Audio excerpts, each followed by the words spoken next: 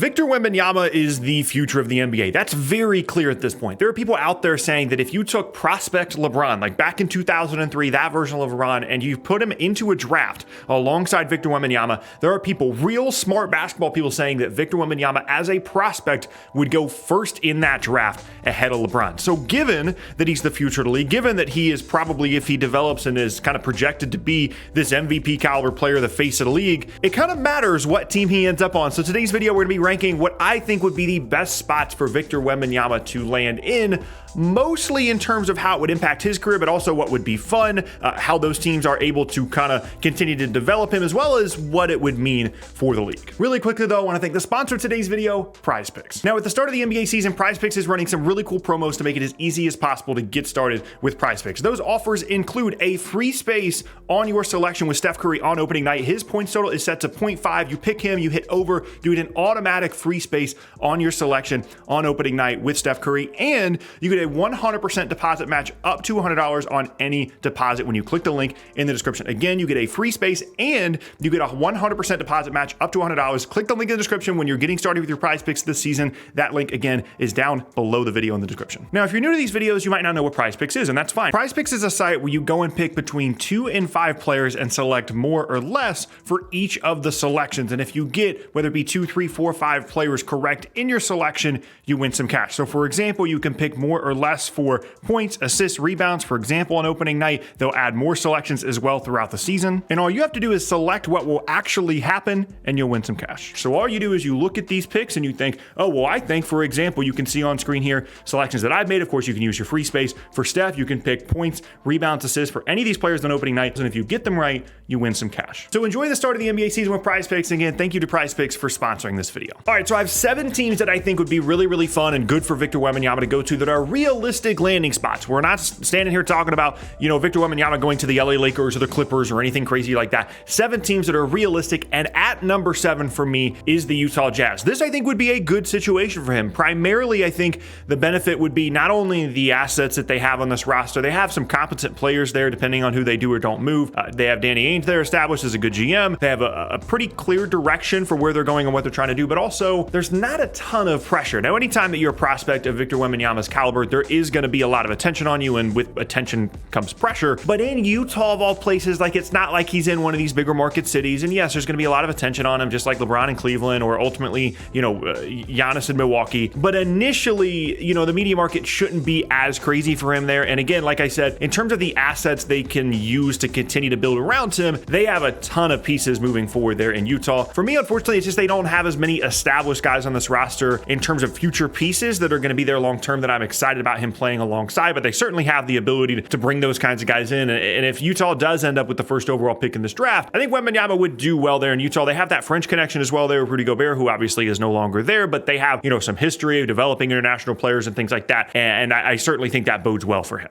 At number 6 now, I have the Detroit Pistons. Now, in general, I'm pretty high on Detroit this year, and I don't necessarily think that they're going to be in the tanking sweepstakes, but it's easy to envision a situation in which that would be the case, and I think they would be a good Victor Wembanyama, destination here. Of course, it starts with the 2 guards in the backcourt. Having Cade Cunningham, having Jaden Ivey allows them to use him in really whatever way best suits his abilities and develop in a way that best suits him, rather than having him be this, primary offensive guy as soon as he gets there, or he doesn't have to just do one thing, right? Or he doesn't have to do something that he's not comfortable with. They have Saddiq Bey that can guard on the perimeter. They have Cade and Jaden Ivey that can initiate offense, and they have a need at the 5 spot, despite some young guys there, Isaiah Stewart, Jalen Duren. There are some guys there, but of course, Victor Wembanyama would, supersede all that. They have a good veteran coach. I think Dwayne Casey is someone that is really continually working year after year to establish a culture there in Detroit, and I think they could be pretty good initially once they get him. That could very easily be the final piece of the puzzle of a playoff team there in Detroit. Unfortunately for me, in terms of looking into the future, it's a bit limited in terms of assets there in Detroit. Cade and Jaden Ivey, of course, incredible. I think they're going to be really good this year, but it's not like they're Utah or something like that has all these picks. But in comparison to Utah, they have a more established coach, and I think it's just a more exciting situation with him alongside those young guys that are already there, rather than the assets that exist in Utah. So I'm going to put them at number 6 on this list. At number 5 now, I have the San Antonio Spurs. Now, initially when I was making this list, I thought that they were going to be higher, but the thing that holds me back for them is just they don't have as much talent on this roster future is I would hope that they would. Like, there are some interesting young guys. We've talked about this before, like Keldon Johnson,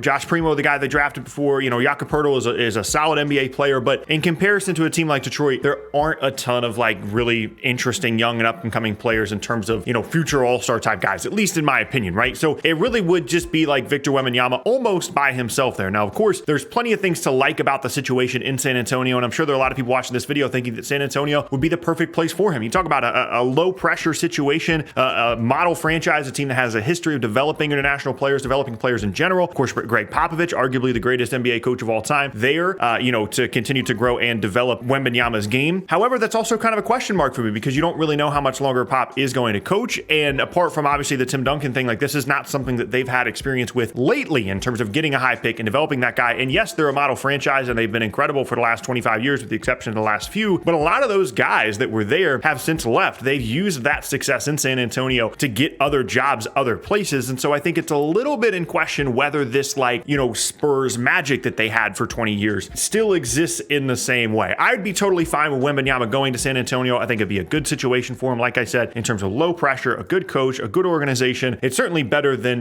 some other situations he could go to, but I was surprised that I ended up with them this low on this list. And number 4 now is by far the most fun team on this list, and it is the New York Knicks, because I think that given an injury or two, there's a realistic scenario in which the Knicks end up in the draft lottery in a loaded Eastern Conference, and you're a little bit of draft lottery luck away from ending up with Victor Wembanyama. Just think about that for a second, what it would look like for this guy to be in New York, to be with the Knicks, and how much fun that would be for the league. I think if you asked the league of all the, relatively realistic landing spots for Victor Wembanyama, where would the NBA like for him to go? New York is certainly at the top, if not near the top, if not all the way at the top of that list. I'd be a little bit in question in terms of the infrastructure around him. Like I like RJ Barrett, Jalen Brunson as a solid point guard. The Julius Randle thing is a little bit weird. You don't know really what their roster would look like if they were actually that bad this upcoming season, but they do have some assets moving forward in the future. And for the most part, this is just like a fun one for me. However, one of the major downsides we've talked about before is dealing with the pressure. That pressure is never going to be more, right in front of you than when you're a member of the New York Knicks. And the hope that that would bring to that franchise is so much pressure to put on a kid that's 18 years old. And so to me, even though it would be super, super fun and I would be totally down for it, I did bring them down a couple of notches in this ranking. One, because it's slightly unrealistic, and two, that's so much pressure to put on a kid that is probably going to end up being the most hyped, draft prospect potentially of all time, certainly since LeBron. So I'm going to put them at number 4 on the list. Moving on now to number 3. This one's really, really fun for me. I have the Orlando Magic, a team that in general, I think people think are going to be pretty good this year, at least decent, better than they have been, certainly better offensively than they have been now with the addition of Paolo Banchero and the continued development of guys like Franz Wagner and other pieces on the roster. But it's still very, very possible that Orlando, whether it be through injuries or just the strength of the roster, ends up with a chance at Victor Wembanyama with the first overall pick in this draft. And to me, it's honestly really close in terms of what team I would most want him to go on between these top 3 teams. You could make an argument that the most fun thing would be for him to go to Orlando. You talk about some relatively low pressure situations. Certainly Orlando is a little bit outside of, this big spotlight that the NBA can sometimes provide.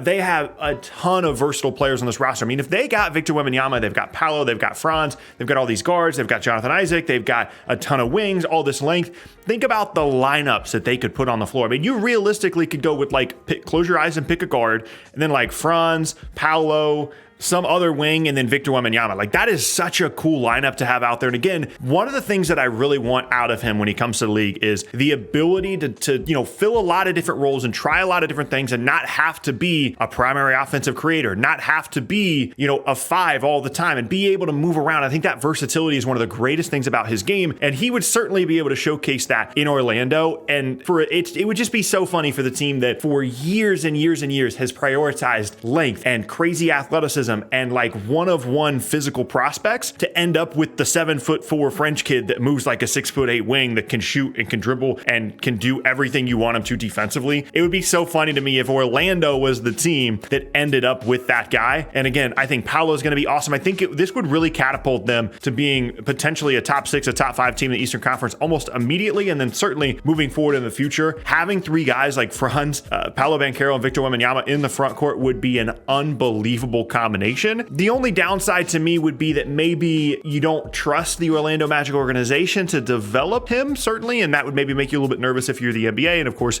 fans around the league. But ultimately, to me, this would be super, super fun. Second on the list now is the Houston Rockets, who arguably have one of, if not the most talented young rosters in the entire league. When you look specifically at guys that have only played for a couple years in the league, Houston has a ton of them, and a lot of them are very talented. Of course, it starts with Jalen Green, it starts with the newly drafted Jabari Smith, and now adding Victor Wembanyama to that nucleus is incredible because I think he fits really, really well alongside Jabari. Again, just going with that, kind of theme of letting him do a lot of different stuff and be able to move in and out of different lineups. Of course, Jalen Green as a primary offensive creator, they've got plenty of guys on the roster that can create, and that would be strictly from a talent standpoint, a really great situation for him to be. And then, of course, the assets moving forward in the future, all the draft picks that they have will, still remains to be seen how much value those hold, but they certainly have the flexibility to build this roster out in whatever image they would like to around Wembanyama, Green, and Jabari Smith. Now, to me, the downside here would be it's a little bit less established of a group. It feels very volatile in terms of not having a ton of established veterans and not really knowing if the coach is good yet and not really having a firm grasp of what exactly these players are going to be once they reach their primes, and that can make it difficult to build around a star of Wembanyama's caliber, but certainly it would be really fun, and they're an incredibly talented team, and that's why they land at number 2 on this list. And at number 1 now for me is the Oklahoma City Thunder. I feel like I say this every single year about whatever team ends up with the first overall pick, that I kind of want it to be Oklahoma City because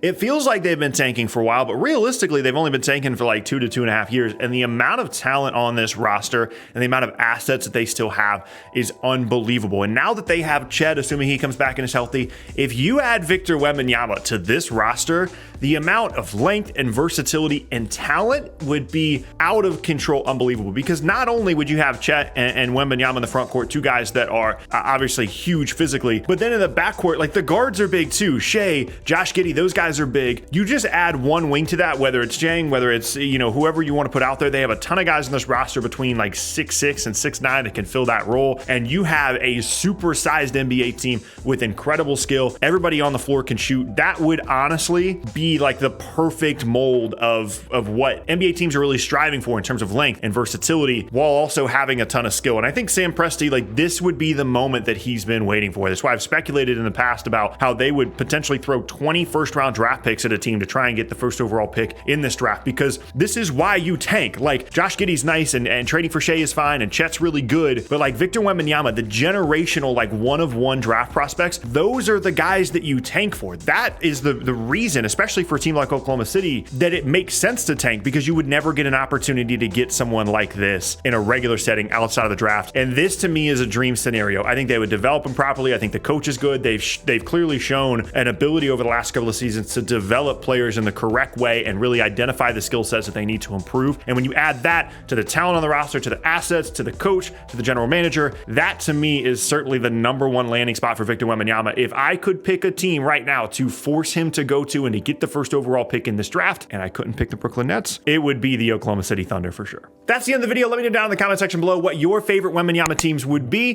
Thank you guys for watching, and I'll see you all next time.